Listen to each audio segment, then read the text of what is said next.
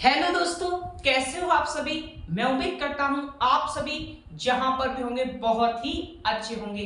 तो आज हम आपसे बात करेंगे कि परमेय संख्या यानी कि रेशनल नंबर और अपरमेय संख्या यानी कि इरेशनल नंबर किसे कहते हैं। जी हाँ, आपने सुना, बिल्कुल सही सुना। बहुत सारे बच्चों को डाउट होता था कि परमेय और अपरमेय संख्या उनको समझ में बिल्कुल नहीं आता था।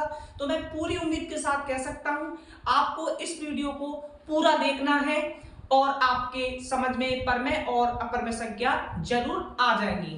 ठीक है बच्चों, तो मेरे साथ बने रहिए अमित कोचिंग सेंटर क्लासेस पर। तो चलिए बिना किसी देरी के करते हैं अपनी वीडियो को स्टार्ट। देखिए बच्चों, आज हम जो बात करेंगे वो है परमेय संख्या और एक है हमारी अपरमेय संख्या। ऑलरेडी आपको बोर्ड स्क्रीन पर दिख रहा होगा परमेय संख्या, और परमेय संख्या को हम इंग्लिश में बोलते हैं रेशनल नंबर, और दूसरा है अपरमेय संख्या जिसको हम इंग्लिश में बोलते हैं इरेशनल नंबर। तो देखो बच्चों, सबसे पहले हम बात करेंगे कि परमेय संख्या यानी कि रेशनल नंबर किसे कहते हैं। तो मैंने इसके अध्याय पर एक प्रश्न लिया है, दो प्रश्न लिए हैं, एक है परमेय संख्या का, दूसरा है अपरमेय संख्या का। प्रश्न नंबर 1, परमेय संख्या किसे कहते हैं। आइए देख लेते हैं इसकी परिभाषा और जान लेते हैं कि आखिर परमेय संख्या क्या होता है। तो देखिए, परमेय संख्या किसे कहते हैं, तो यहाँ पे लिखा हुआ है, उत्तर है इसका, परमेय संख्या वह संख्या कहलाती है जो पी बट्टे क्यूल के रूप में लिखी जा सकती है। और ये जो पी और क्यूल है ये दोनों बच्चों क्या होनी चाहिए, पूर्णांक हो, लेकिन क्यूल बराबर 0 नहीं होना चाहिए, तो उसे हम परमेय संख्या कहते हैं। तो मैं आपके सामने फिर दोबारा एक्सप्लेन कर रहा हूं क्योंकि आपको बहुत ही अच्छी तरीके से समझ में आ जाए। परमेय संख्या किसे कहते हैं, देखो बच्चों ध्यान से, परमेय संख्या वह संख्या कहलाती है जो पी बट्टे क्यूल के रूप में लिखी जा सकती है और दोनों वहां पर क्या होने चाहिए बच्चों, पूर्णांक होने चाहिए। दोनों वहां पर क्या होने चाहिए बच्चों, पूर्णांक, यानी कि जो पी बट्टे क्यूल है वो दोनों पूर्णांक होने चाहिए, लेकिन पूर्णांक हो या फिर पूर्णांक होने चाहिए, लेकिन क्यूल बराबर 0 नहीं होना चाहिए, तो उसे हम परमेय संख्या कहते हैं। तो बच्चों आपको दिख रहा होगा बोर्ड स्क्रीन पर, परमेय संख्या पी बट्टे क्यूल के रूप में लिखी जाती है।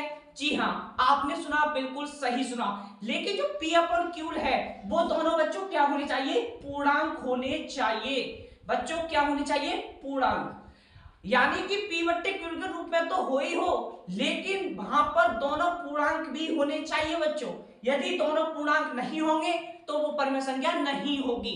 तो आपने सुना, बिल्कुल सही सुना, तो उसी को हम परमेय संख्या कहते हैं, लेकिन हमारा क्यूल बराबर कभी 0 नहीं होना चाहिए, या आप कह सकते हो क्यूल इज नॉट 0, यानी कि क्यूल कभी हमारा 0 के बराबर नहीं होना चाहिए, तो उसे हम परमेय संख्या कहते हैं।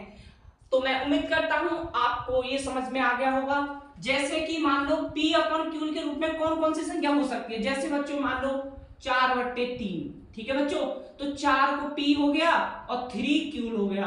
अब आप कह रहे होंगे, अब आप अपने आप से भी एग्जांपल ले सकते हो, जैसे मान लो 8/7, तो 8 पी हो गया और 7 क्यूल हो गया, ये पूर्णांक है। अगर हमने जैसे लिखा 1/0 यानी कि 0, क्या ये परमेय संख्या हो सकती है, बिल्कुल नहीं हो सकती। क्यों नहीं हो सकती बच्चों, क्योंकि हमारा क्यूल बराबर यहाँ पर 0 नहीं होना चाहिए। देखो एक को हो गया पी और लेकिन क्यूल तो हमारा 0 है, लेकिन हमने आपको पहले ही डेफिनेशन में बता रखा है कि क्यूल बराबर अगर 0 नहीं होना चाहिए तो उसे हम परमेय संख्या कहते हैं। लेकिन यहाँ तो क्यूल बराबर 0 है, तो यानी कि इसको परमेय संख्या हम नहीं कहेंगे। ठीक है बच्चों, इसको परमेय संख्या हम नहीं कह सकते।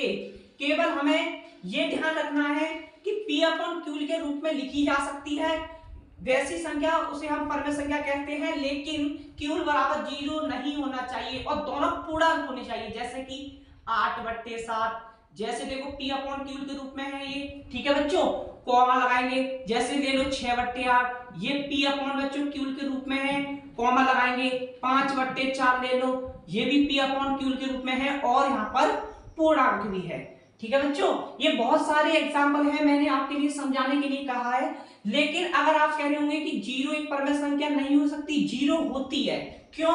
मैं आपसे कहूं इसे मुझे अंश बटे हर के रूप में लिखना है, तो बच्चों आप क्या रखोगे, इसके नीचे कुछ नहीं है तो एक रखोगे।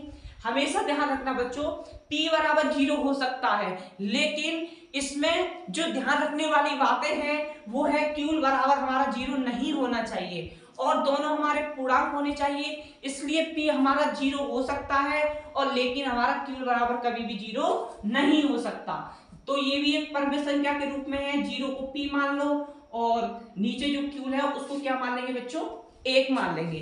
तो इसी कारण बहुत सारे एग्जाम्पल हैं यहाँ पे, ठीक है, बहुत सारे एग्जाम्पल ले सकते हो आप जो परमेय संख्या के हैं, आपके समझ में आ गया होगा। ठीक है बच्चों, 4/3 भी एक परमेय संख्या क्योंकि p/q के फॉर्म में। अगर आप कह रहे होंगे कि 2/0 क्यों नहीं ले सकते, बच्चों देखो 2 तो हमारा p हो गया और 0 है उसको हम लिखेंगे q, लेकिन आपने क्या पढ़ा है, आपने पढ़ा है लेकिन q इज नॉट जीरो, यानी कि इसका मतलब है q बराबर जीरो नहीं होना चाहिए, लेकिन यहाँ पे तो q के बराबर में जीरो है नहीं है बच्चों, तो इसलिए ये परमेय संख्या नहीं हो सकती, ये परमेय संख्या नहीं हो सकती। ये परमेय संख्या हो सकती है क्यों, क्योंकि इसके नीचे कुछ नहीं था तो हमने एक मान लिया। p जीरो हो सकता है लेकिन हमारा कभी भी q हमारा जीरो नहीं हो सकता। तो बहुत सारे एग्जांपल हो सकते हैं, आदि कर दे रहे हैं यहाँ पर हम आपके सामने, ठीक है, बहुत सारे एग्जांपल हो सकते हैं। आइए अब देखते हैं अपरमेय संख्या किसे कहते हैं। अपरमेय संख्या किसे कहते हैं, अपरमेय संख्या वह संख्या कहलाती है जिसको p/q के रूप में नहीं लिखा जा सकता। बच्चों परमेय संख्या को तो p/q के रूप में लिखा जा सकता है, लेकिन अपरमेय संख्या को p/q के रूप में नहीं लिखा जा सकता। आप यहाँ पर परिभाषा में देख सकते हो, अपरमेय संख्या वह संख्या कहलाती है जिसको p/q के रूप में नहीं लिखा जा सकता और रूट वाली संख्या का पूर्ण रूप से वर्गमूल नहीं निकलता है, तो उस संख्या को हम अपरमेय संख्या कहते हैं। देखो बच्चों अपरमेय संख्या में क्या होता है, उसको हम p/q को रूप में नहीं लिख सकते, अपरमेय संख्या को हम p/q के रूप में नहीं लिख सकते हैं, नहीं लिख सकते या नहीं लिखा जा सकता, और रूट वाली संख्या का पूर्ण रूप से वर्गमूल नहीं निकलता है तो उससे संख्या को हम अपरमेय संख्या कहते हैं। जैसे कि बच्चे यहाँ पे ध्यान दो, जैसा कि मैंने ले लिया यहाँ पे 4, ठीक है बच्चों।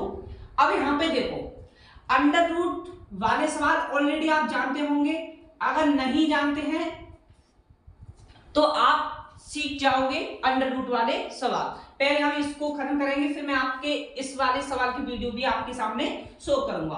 अब यहाँ पे देखो अंडर रूट 4 है यहाँ पर। अब अंडर रूट जो 4 है बच्चों, इसको 4 का परफेक्ट स्क्वायर क्या होता है, तो आप कहोगे 2 होता है, 2 का स्क्वायर 4 होता है, तो इसको मैं इसके गुणनखंड में तोड़ सकता हूँ 2 × 2, यानी कि 2 का जो स्क्वायर होता है वो कितना होता है बच्चों 4। तो अब इसमें से कॉमन निकालेंगे, बाहर निकालेंगे तो 2 ही तो निकलेगा, तो इसका 2 परफेक्ट स्क्वायर होता है। क्या होता है बच्चों, परफेक्ट स्क्वायर। लेकिन यहाँ पे क्या कह रहा है, यहाँ पे कह रहा है जिसको p/q के रूप में नहीं लिखा जा सकता और रूट वाली संख्या का पूर्ण रूप से वर्गमूल नहीं निकलता है, लेकिन इसका तो पूर्ण रूप से, पूर्ण का मतलब है पूरी तरीके से, पूर्ण का मतलब क्या होता है बच्चों, पूरी तरीके से वर्गमूल नहीं निकलता, लेकिन इसका तो निकल गया, तो अंडर रूट 4 वो एक अपरमेय संख्या नहीं होगी। क्यों नहीं होगी, क्योंकि हम जानते हैं रूट 4 का पूर्ण रूप से वर्गमूल निकल सकता है, जैसे 2 का स्क्वायर 4 होता है, 4 का स्क्वायर 16 होता है, बहुत सारी ऐसी संख्या है जिनका परफेक्ट स्क्वायर होता है। तो ये तो अंडर रूट 4 नहीं हो सकता, ये तो खैर परमेय संख्या है क्योंकि इसमें से कॉमन निकालो तो 2 हो गया। अगर हम इसको परमेय संख्या के रूप में बोलेंगे तो इसके नीचे कुछ नहीं है तो हम 1 मान लेंगे, ऊपर वाला p हो जाएगा, नीचे वाला q हो जाएगा, तो ये परमेय संख्या के रूप में आ जाती है संख्या। ठीक है बच्चों, तो समझाने के लिए बस इतना ही। अब यहाँ पे देखो जैसे कि मान लो अंडर रूट 5, अब अंडर रूट 5 का ऐसी संख्या बताओ जो अंडर रूट 5 को परफेक्ट तरीके से स्क्वायर हो जाए। आप कहेंगे ऐसी संख्या नहीं है जो 5 का परफेक्ट स्क्वायर हो, ऐसी कोई संख्या हो ही नहीं है, तो इसका मतलब ये जिसका पूर्ण रूप से वर्गमूल ना निकले, जैसे कि इसका परफेक्ट स्क्वायर नहीं है, तो ये कौन सी संख्या होगी बच्चों, अपरमेय संख्या होगी। अपर में संख्या होगी।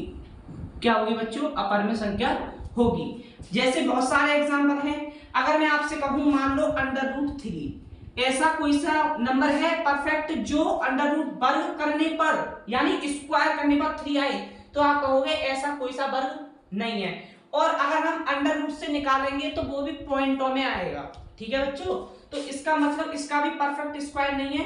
तो इन संख्याओं को हम क्या कहते हैं बच्चों? अपर में संख्या कहते हैं, यानी कि इरेशनल नंबर। तो जैसे कि इसी तरीके से ये अपर में संख्या होती है। अगर मैं आपसे कहूं जैसे मान लो √16, तो ऐसी कोई सा नंबर है 16 का जो परफेक्ट स्क्वायर है, आप कहेंगे है, तो अंडर रूट में 4 × 4 लिख सकता हूं। जब आप 4 कॉमन इसमें रूट वाली संख्या से बाहर निकालोगे तो 1 4 आएगा, तो इसका तो परफेक्ट स्क्वायर है, तो इसलिए ये पर में संख्या होगा। जिनका परफेक्ट स्क्वायर नहीं निकलता है बच्चों, तो उस संख्या को हम अपर में संख्या कहते हैं। तो बहुत सारे उदाहरण हैं इसके, तो यहाँ पर आपको समझ में आ गया होगा। तो उदाहरण लिख सकते हैं यहाँ पे, जैसे कि √3, √7 जिनका परफेक्ट स्क्वायर नहीं निकलता, √5 ... आदि बहुत सारे होते हैं। समझाने के लिए बस इतना ही आपको मैंने ये बताया कैसे होते हैं। अगर आप कह रहे होंगे कि हम जैसा कि मान लो इसको इरेज कर दे रहे हैं, अब आप कह रहे होंगे हमसे कि आपके सामने डाउट हुआ जैसे कि 8 है, ठीक है बच्चों, अब इसके नीचे कुछ नहीं है तो 1 लिख देते हैं, तो ये p पर्टिकुलर के रूप में बन जाता है नहीं, तो इस संख्या को तो बच्चों परमेय संख्या कहते हैं। अब आप कह रहे होंगे जैसा कि मान लो √3/1, क्या ये अपर में संख्या नहीं हो सकता? बिल्कुल नहीं हो सकता, क्योंकि बच्चों हमने पढ़ा था कि दोनों पूर्णांक होने चाहिए। p/q के रूप में परमेय संख्या में क्या होता है? दोनों पूर्णांक होने चाहिए, लेकिन ये पूर्णांक नहीं है, पूर्णांक नहीं है, ठीक है बच्चों, लेकिन ये तो पूर्णांक है, इसलिए दोनों पूर्णांक नहीं है, इसलिए ये परमेय संख्या नहीं हो सकता। तो मैं पूरी उम्मीद के साथ कह सकता हूं आपको ये समझ में आ गया होगा, और अपर में संख्या और परमेय संख्या आपको समझ में आ गया होगा। अगर आपको कोई भी इसमें डाउट हो तो मुझे कमेंट बॉक्स में लिखकर जरूर बताएं, और आपको ये वीडियो कैसी लगी ये भी मुझे कमेंट बॉक्स में लिखकर जरूर बताएं। और आपको किसी भी टॉपिक पर वीडियो चाहिए तो मुझे कमेंट बॉक्स में लिखकर जरूर बताएं। यदि आप मेरे इस YouTube चैनल पर पहली बार हो तो मेरे चैनल को सब्सक्राइब करें। अगर वीडियो पसंद आए तो कर दीजिए लाइक, अगर नहीं पसंद आए तो कर दीजिए डिसलाइक। तो फिर मिलेंगे ऐसी मजेदार वीडियो के साथ। इस वीडियो को देखने के लिए आपका बहुत बहुत धन्यवाद।